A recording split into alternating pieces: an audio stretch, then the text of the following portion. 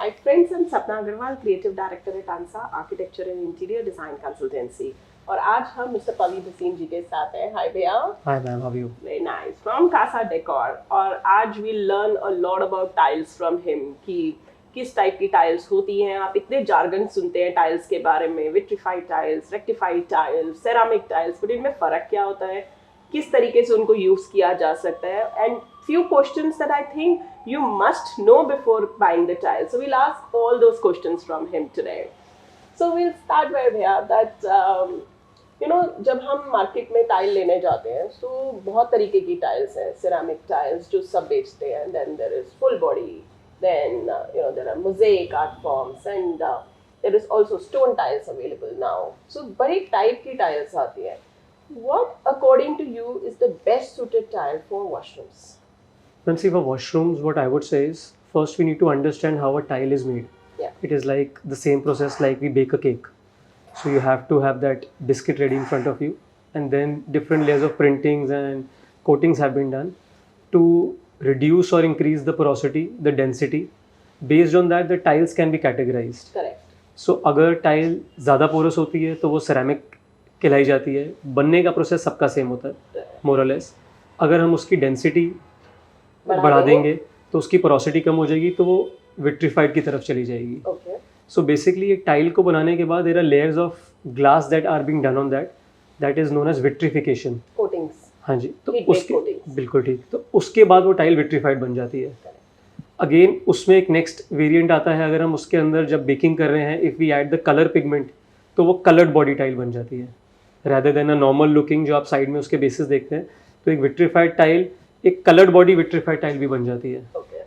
अगर हम उस पिगमेंट के अंदर कुछ और पॉलीमर्स डाल दें तो वो फुल बॉडी टाइल बन जाती है. Okay. We categorise it as full body कि हम साइड से देखेंगे तो हमें ऊपर वाली सरफेस दिखती है. तो सो ये ऊपर से नीचे तक एक ही सरफेस है. दिखती है. Yes. Yeah, correct. So this is how a ceramic, a vitrified, a colored body, a full body tile usually works out. Category अलग-अलग Yes. होती है. So based upon that we have to see हमारे bathrooms के हिसाब से अपने budgets को देखते हुए which tile to be used where.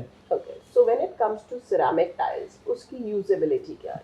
Primarily only on the walls Okay. and primarily for the audience जहाँ पर builder floors बन रहे हैं या जो high end housing complexes कर रहे Okay. हैं. So costing जहाँ पे issue हो, Yes ma'am. तो वहाँ पे हम ceramic tiles recommend Definitely. करें and not on the floor at all.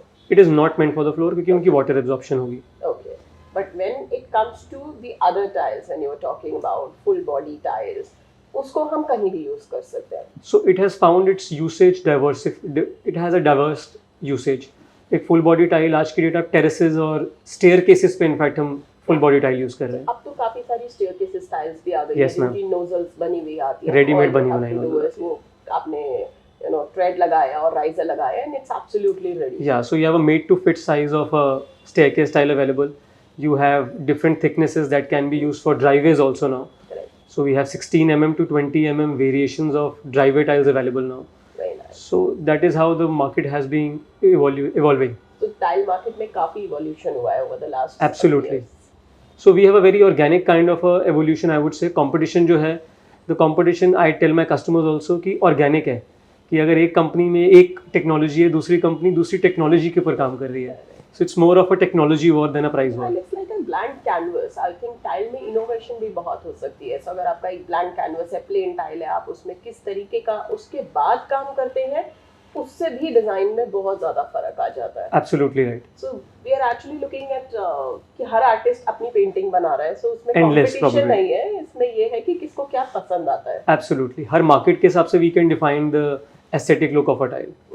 So when it comes to tiles, what are the things that you think the client should definitely know before buying any tile? I mean, see, it depends. उसमें हमें client को ये study करना पड़ेगा how important that space is for him. If that space is very important, he has to stay there. Then there are various factors he needs to look out for. Whether he's buying a ceramic or a porcelain tile.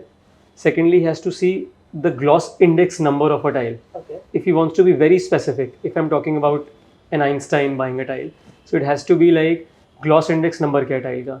If it is above 9, they are considered as very good glossy tiles. If it's below 1, then also it's considered that very good in terms of the gloss number or the index number. तो ये technical aspects हैं जो एक client, एक layman को नहीं मालूम होंगे, but if I talk about an expert buying a tile, he has to make sure of these things. I agree कि एक देखो, जब एक इंटीरियर डिजाइनर या आर्किटेक्ट आपके पास आता है तो ऑब्वियसली एक एजुकेशन सेटअप के साथ आ रहा है, so we already know what we are talking. But when it comes to client, तो आपको कई बार जब आप क्लाइंट के साथ बात करते हैं तो आपको ऐसी कोई चीज़ लगती है कि ये इंफॉर्मेशन क्लाइंट को देनी ही चाहिए because this is something that is very important to them. Like generally हम नोटिस करते हैं कि हाई ग्लॉस टाइल्स हम नहीं रिकमेंड करते फ्लोर पे. We don't recommend high gloss tiles. So and there are reasons to it कि furniture पे स्क्रैचेस आ जाते हैं या एब्सोल्युटली राइट. सो जहाँ पर हम ग्लॉस की बात करें तो स्क्रैचेस की प्रॉब्लम आएगी. That is absolutely. तो फ्लोरिंग पे we have to be very conscious while using a glossy tile. If any company or in fact anyone says that glossy tile is recommended for a floor, then it has to be a very good coating tile for a gloss to be used on the floor. Because ultimately तो हमारे shoes के साथ जो sand आती है वो एक तरीके का रेगमार्क का काम कर रही है. Absolutely, abrasives है. वो एब्रेसिव है, सो वो कहीं ना कहीं से एक बहुत माइक्रो स्क्रैच लेवल आती है जो बढ़ते बढ़ते बढ़ते बढ़ते डीप हो जाता है. Absolutely right. And also after maintenance की बात करते हैं. एक बार टाइल इंस्टॉल हो जाती है, उसके आफ्टर मेंटेनेंस में what do you recommend that our clients should take care of? Because कई ऐसे इश्यूज आते हैं कि हमने हार्पिक यूज कर लिया या हमने कोई और हेवी मटेरियल यूज कर लिया जिसकी वजह से टाइल खराब हो गई. Acid base during installation is primarily the most important time जितना आपको टाइल को केयर करना है.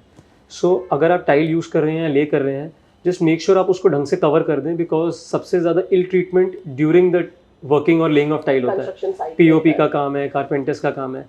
पोस्ट लेइंग आपको सिर्फ ये चीज़ का ध्यान रखना है कि टाइल्स जब आपकी लग जाती हैं, आपको नॉर्मल टाइल क्लीनर्स काम कर जाते हैं.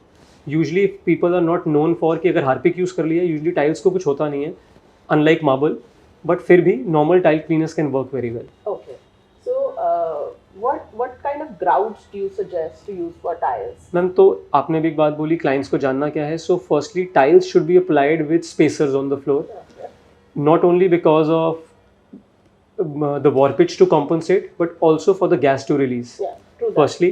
Secondly, जब आप gaps देते हैं तो you should not be using grouts. This is the most ineffective way, और आप एक तरह से I would say हिंदी में जुगाड़ कर रहे हैं. तो grout जब भी use करेंगे, so you are just delaying the any kind of a problem that might be arising in the near future. So I recommend you should use epoxies on the floor, ताकि आपकी पानी की एक तो seepage की problem ना आए और आपका फ्लोर लेवल हमेशा इंटैक्ट रहे. ओके, सो जब हम टाइल लेइंग की बात करते हैं, जैसे अभी हम टाइल लेइंग की बात कर रहे थे, तो टाइल लेइंग में जब हम छोटी टाइल ले करते हैं या हम बड़ी टाइल ले करते हैं, तो हम स्पेसिफिकली जब बड़ी टाइल ले करते हैं उसमें काफ़ी प्रॉब्लम्स आ जाती है. So what is it that the client should know कि वो क्या चीज़ का ध्यान रखे ले करते हुए, so that you know ultimately sufferer client होते हैं. एब्सोल्युटली. अल्टीमेटली आपका प्रोडक्ट है, जिसने काम किया उसने कैसा किया उसके ऊपर डिपेंडेंट हो गया, बट अल्टीमेटली सफरर क्लाइंट हो जाते हैं. सो क्या चीज़ है जिसका वो ध्यान रख सकते हैं ले करते हुए? मैम, 2-3 चीज़ें उसमें देखना पड़ेगा. क्लाइंट को या डिज़ाइनर को हमें ये देखना है कि उस स्पेस की डिमांड क्या है. स्पेस बड़ी है या छोटी, एक तो उससे अपने साइज़ को एक बार ये कंफर्म कर ले कि this size is appropriate for me. Secondly, the tile laying time should be appropriately given. There should be no hush hush affair कि मुझे तो 2 दिन में ख़त्म करके दे. यूजली उस केसेस में क्या होता है, मेसन्स की केयरलेसनेस की वजह से you will tend to have gas developed beneath the tile. Actually air gaps आ जाते हैं. तो that is a problem. Third, जो हमारी इंडस्ट्री में अभी मेसन्स को हम खुद भी एजुकेट कर रहे हैं, you should use tile levellers. अगर आप लेवलर्स यूज करोगे तो during the laying he tiles की काफ़ी हद तक ऑन्डुलेशन को हम मिनिमाइज कर पाएंगे. इन 3 फैक्टर्स का ध्यान रखना ज़रूरी है.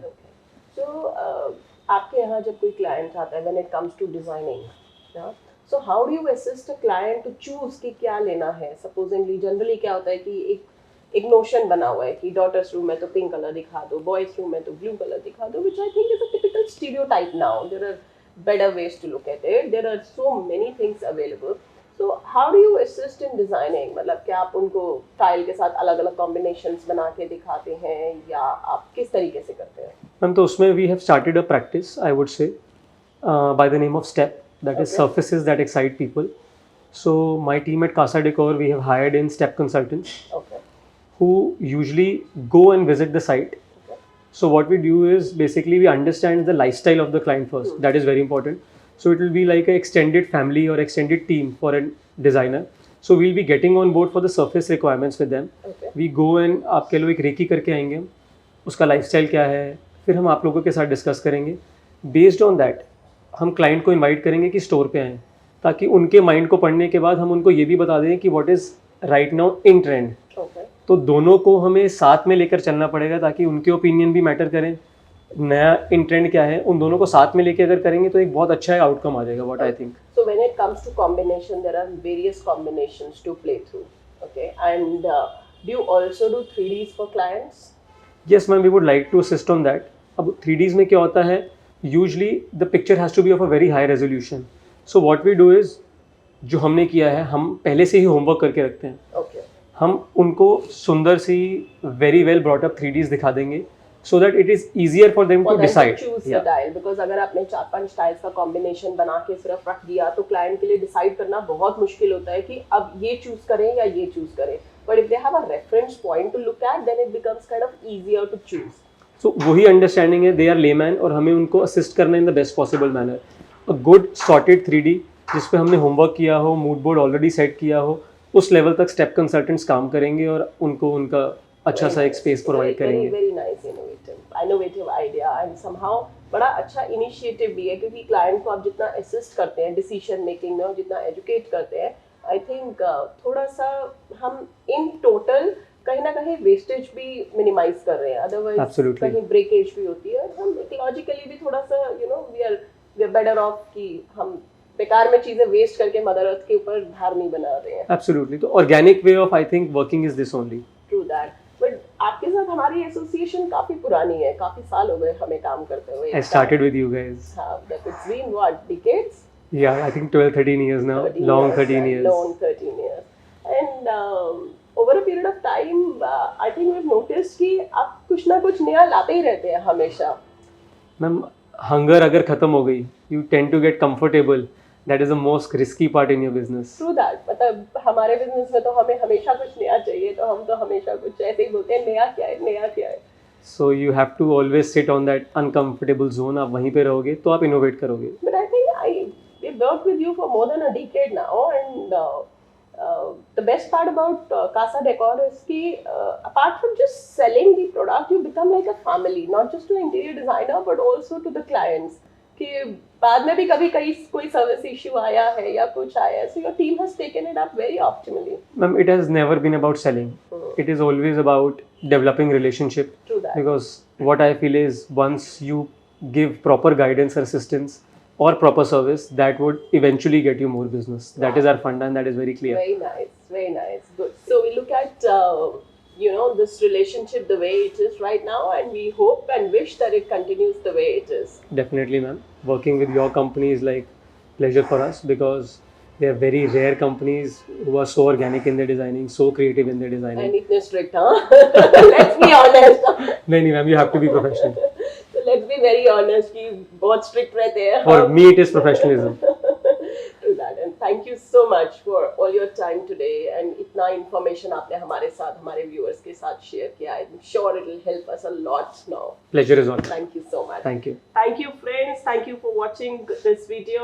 And for any kind of architecture and interior design consultancy, you can contact us on www.ansainteriors.com. Don't forget to like, share, and subscribe this video. See you next Wednesday. Bye.